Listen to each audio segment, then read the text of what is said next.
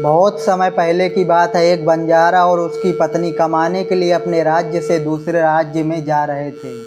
जब वह दूसरे राज्य की सीमा में पहुँचे तो उन्हें रास्ते में कुछ डाकू मिल गए और उन डाकुओं ने उस बंजारे और उसकी पत्नी के पास जो कुछ भी था वह सब लूट लिया।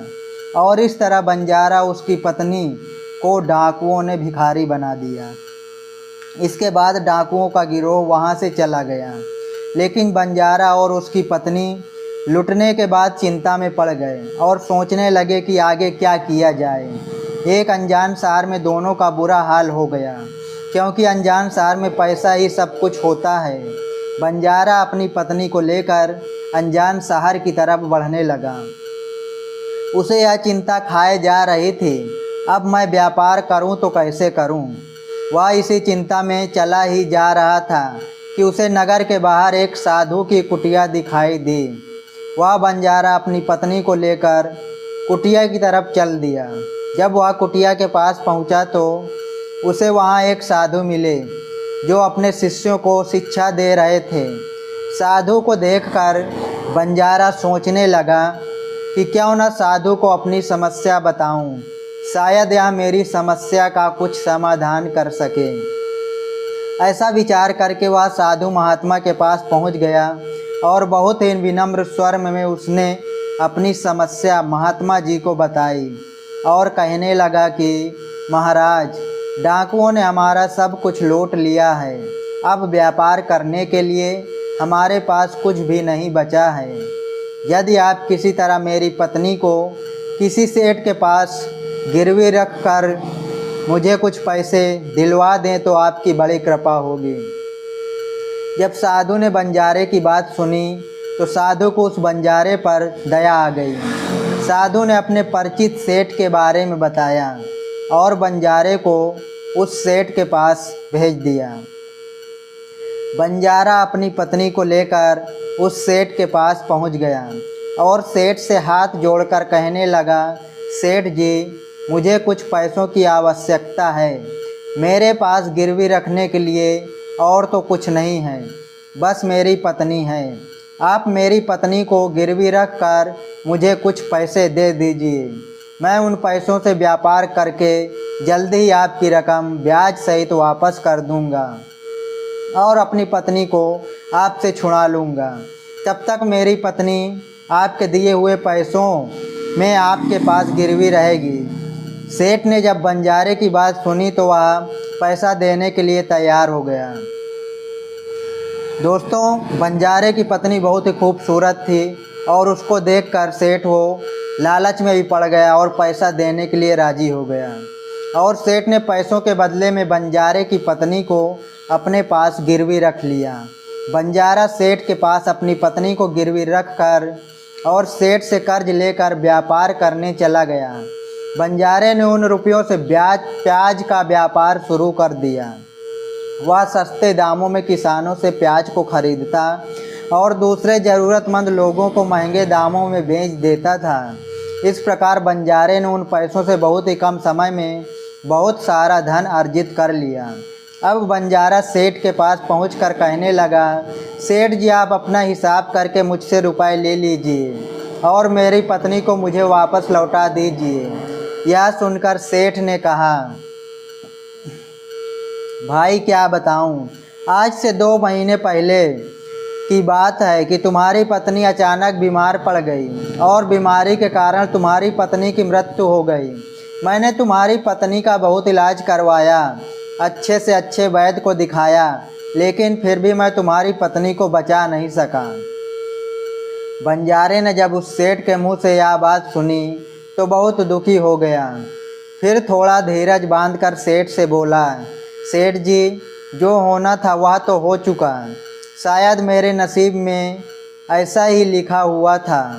वह मेरे साथ रहते तब भी आयु पूरे होने पर उसे मरना ही पड़ता। होनी को कौन टाल सकता है।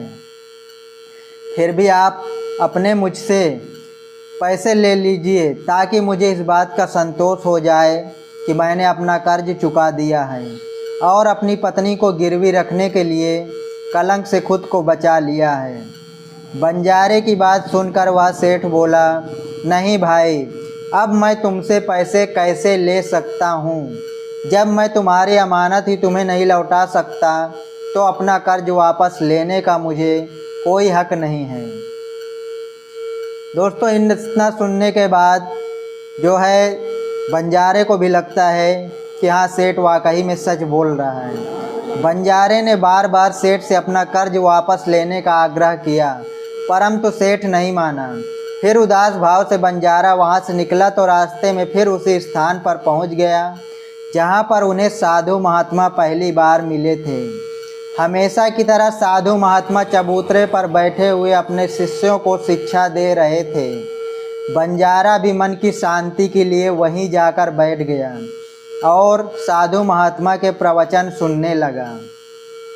साधु महात्मा ने जब बंजारे को देखा तो उसे तुरंत पहचान लिया और उसका हाल चाल पूछने लगे। बंजारे ने पूरा घटनाक्रम संत महात्मा को बता दिया। महात्मा एक सिद्ध पुरुष थे।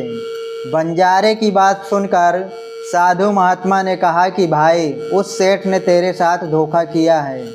तेरी पत्नी निश्चित रूप से जीवित है।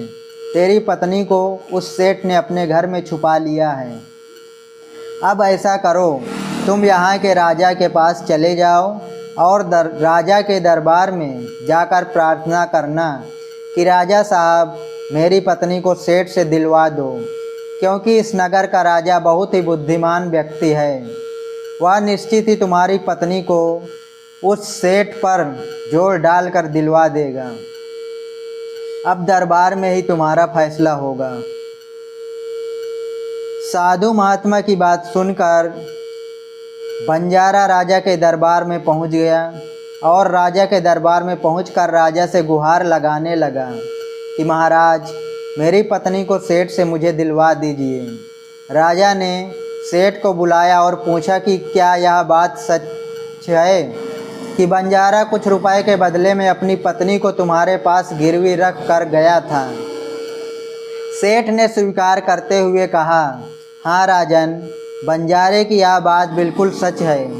राजा ने फिर कहा कि तुम इसकी पत्नी को लौटा क्यों नहीं रहे हो? राजा की बात सुनकर सेठ बोला, कैसे लौटाऊं महाराज? मैंने इस बंजारे को बता दिया था कि आज से 2 महीने पहले इसकी पत्नी की मृत्यु हो चुकी है। महाराज, अब मैं यमराज के पास जाकर तो इसकी पत्नी को वापस नहीं ला सकता। राजा ने पूछा, कोई गवाह है तुम्हारे पास जो इस बात की पुष्टि कर दे कि इसकी पत्नी की मृत्यु हो गई है? सेठ बोला, हाँ महाराज, इस बात की पुष्टि वह वैद्य अच्छी तरह से कर देगा जिसने इस बंजारे की पत्नी का इलाज किया था, और वह 4 व्यक्ति भी इस बात की गवाही दे देंगे जो इसकी पत्नी को शमशान में जलाकर आए थे। उस सेठ ने यह बात इतने आत्मविश्वास के साथ कही कि राजा को भी उस पर भरोसा हो गया। तब राजा ने बंजारे से कहा कि अगर तुम्हारी पत्नी जीवित होती तो हम तुम्हें अवश्य दिलवा देते, अब तो हमारी भी मजबूरी है। इस प्रकार राजा ने बंजारे को समझा बुझाकर वापस भेज दिया। बंजारा फिर से साधु महात्मा के पास पहुंच गया और जो कुछ भी दरबार में राजा और सेठ ने कहा वह सारी बातें साधु महात्मा को बता दी। यह सब सुनकर महात्मा ने कहा, मैंने राजा को इतना विवेकहीन नहीं समझा था। मुझे दुख है कि उसने तुम्हारे साथ न्याय नहीं किया। उस राजा ने सेठ की बातों पर यकीन कर लिया और तुम्हें समझा बुझा कर मेरे पास वापस भेज दिया। अब तुम मेरी एक बात सुनो। तुम एक बार फिर से राजा के पास जाओ और उनसे कहना कि सिर्फ 2 घंटे के लिए वह अपनी राजगद्दी पर मुझे बैठने का अधिकार दे दें। तब मैं राजा को बताऊंगा कि न्याय कैसे किया जाता है और न्याय किसे कहते हैं। वह बंजारा एक बार फिर से राजा के दरबार में पहुंचा और जैसा उसे साधु महात्मा ने कहा था उसने राजा से कह दिया। राजा ने बंजारे की यह बात सुनी तो यह सुनकर राजा ने बंजारे से कहा कि मुझे 2 घंटे के लिए राजगद्दी छोड़ने में कोई एतराज़ नहीं है। यदि ऐसा करने से तुम्हें न्याय मिल जाएगा तो मैं 2 घंटे के लिए अपनी राजगद्दी छोड़ दूंगा। तुम उन महात्मा को राज दरबार में ले आओ। राजा की यह बात सुनकर बंजारा साधु महात्मा के पास गया और साधु महात्मा को राज दरबार में ले आया। जब साधु महात्मा राज दरबार में पहुंच गए तो राजा ने अपनी राजगद्दी छोड़ दी। महात्मा के राजगद्दी पर विराजमान होते ही महात्मा के सामने सेठ को प्रस्तुत किया गया। महात्मा ने सेठ से पूछा कि 2 महीने पहले बंजारे की पत्नी मर गई, क्या तुम्हारे पास इस बात का कोई सबूत है? सेठ ने कहा, हाँ, मेरे गवाह मौजूद हैं। फिर राजा बने साधु महात्मा के आदेश पर सेठ के गवाह पेश किए गए। सबसे पहले साधु ने उस वैद्य को बुलाया जिसने बंजारे की पत्नी का इलाज किया था। साधु ने उससे पूछा, क्यों भाई, आपने इस बंजारे की पत्नी का इलाज किया था? वैद्य बोला, जी हाँ, मैंने इस बंजारे की पत्नी का इलाज किया था। वैद्य की बात सुनकर साधु बोले, अच्छा वैद्य जी, मुझे यह बताओ कि तुम बंजारे की पत्नी का इलाज करने के लिए सेठ के घर जाते थे या फिर बंजारे की पत्नी इलाज करवाने के लिए स्वयं तुम्हारे पास आती थी? राजा बने साधु महात्मा की बात सुनकर वैद्य राजा से बोला, महाराज, सेठ जी मेरे पास स्वयं आकर दवा ले जाते थे। साधु बोला, यानी तुम विश्वास के साथ यह नहीं कह सकते कि वह दवा सेठ बंजारे की पत्नी के लिए ही ले जाता था या फिर किसी और के लिए? साधु की बात सुनकर वह वैद्य बोला, यह बात मैं यकीन के साथ नहीं कह सकता कि सेठ जी मुझसे किसके लिए दवाई ले जाते थे, लेकिन सेठ जी मुझसे दवाई ज़रूर ले जाया करते थे। वैद्य की बात सुनकर वह साधु बोला, इसका मतलब तो यही हुआ कि तुम मरीज को बिना देखे ही दवाइयाँ दे देते हो। यह तो बहुत ही गंभीर मामला है। तुम दवा के स्थान पर किसी को जहर भी तो दे सकते हो और हो सकता है कि तुम्हारे द्वारा दिए हुए जहर से ही इस बंजारे की पत्नी की मृत्यु हो गई हो। साधु की यह बातें सुनकर वैद्य का चेहरा डर के मारे पीला पड़ने लगा और वह भरे स्वर में बोला, नहीं हुजूर, ऐसा हरगिज नहीं हो सकता। मैं अपने किसी मरीज को दवा के बदले जहर क्यों दूंगा? और इस तरह से तो मेरी सारी प्रतिष्ठा ही दांव पर लग जाएगी। वैद्य की बात सुनकर वह साधु महात्मा बोला, अब तो तुम ऐसा ही कहोगे। मैं तुम्हें अपने कर्तव्य के प्रति लापरवाही करने के लिए एक मरीज के जीवन से खिलवाड़ करने के अपराध में 50 कोड़े लगाने का आदेश देने जा रहा हूँ। इसके साथ ही तुम्हारा मुंह काला करके सारे नगर में घुमाया जाएगा। अब तुम ही सोच लो कि सच बोलोगे या फिर मैं सैनिकों को तुम्हें गिरफ्तार करने का आदेश दूं। यह सुनकर वैद्य का शरीर कांपने लगा और वह साधु के चरणों में जा गिरा और बोला, हुजूर, मुझे माफ़ कर दीजिए। मैं स्वीकार करता हूँ कि मैंने सेठ के बताए किसी भी मरीज का कोई इलाज नहीं किया। सेठ ने तो मुझे 1000 रुपये दे दिए थे और कहा था कि यदि गवाही की आवश्यकता पड़े तो ऐसा कहकर उसके पक्ष में गवाही दे दूं। बस मेरा इतना ही अपराध है कि मैंने लालच में आकर इस सेठ का प्रस्ताव स्वीकार कर लिया। राजा बने साधु महात्मा ने कहा कि कुछ भी हो, आपने अपराध तो किया ही है, इसलिए मैं तुम्हें झूठी गवाही के इल्ज़ाम में 10 कोड़े लगाने का आदेश देता हूँ। साधु महात्मा के आदेश का राजा के सैनिकों ने तुरंत ही पालन किया और सैनिकों ने तत्काल ही वैद्य को पकड़ लिया और भरे दरबार में उसे कोड़े लगाने लगे। पहला कोड़ा लगते ही वह ज़ोर से चिल्ला पड़ा और कहने लगा, महाराज, मुझ पर रहम कीजिए, मैं मर जाऊंगा। हर कोड़े के साथ उसके गले से करुणामय आवाज़ें निकल रही थीं। वैद्य के साथ ऐसा होते हुए देखकर सेठ के गवाह के तौर पर बुलाए गए उन चारों व्यक्तियों के कलेजे कांप गए, जिन्होंने बंजारे की पत्नी को शमशान ले जाकर जलाने की बात कही थी। अब बारी उन चारों गवाहों की आई। साधु महात्मा ने उनसे पूछा कि तुम लोगों का कहना है कि तुम चारों ने इस बंजारे की पत्नी का शव ले जाकर शमशान में उसे जलाकर आए थे। मुझे यह बताओ कि अंतिम संस्कार से पहले जब मृत शरीर को स्नान कराया जाता है, फिर उसे कफन में लपेटकर धरती पर रखा जाता है, स्नान के दौरान क्या तुमने उस स्त्री का मृत शरीर देखा था? यह सुनकर उस सेठ के चारों गवाह कहने लगे, नहीं हुजूर, उसका मृत शरीर तो हमने देखा ही नहीं था। जब सेठ जी ने अर्थी तैयार कर लिए थे, उसके बाद ही हम उसे शमशान ले गए और उसे जला आए थे। उन चारों गवाहों की बात सुनकर वह साधु महात्मा बोले कि तुमने यह जानना भी उचित नहीं समझा कि उस अर्थी में कोई मृत मनुष्य लेटा है या कोई जीवित व्यक्ति। कहीं ऐसा तो नहीं किसी जहरीले पदार्थ से बेहोश कोई व्यक्ति उस अर्थी में लेटा हो और तुम उसे शमशान में ले जाकर जलाकर आ गए हो। यह तो एक बहुत ही गंभीर अपराध है। इसके लिए तुम लोगों को मृत्यु दंड की सज़ा भी दी जा सकती है।